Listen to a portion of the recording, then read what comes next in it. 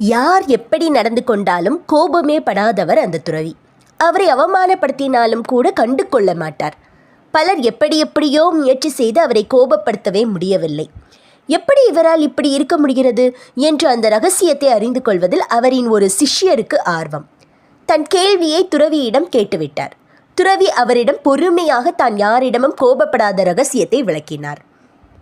ஒரு ஏரியில் காலியான படகில் அமர்ந்து தியானம் செய்வது என் நெடுநாள் வழக்கம்.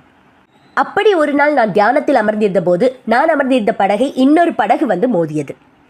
என் தியானம் கலைந்தது. அப்போது என் படகை மோதியது யார் என்று கோபமாக நான் பார்த்தபோது அது ஒரு வெற்று படகு.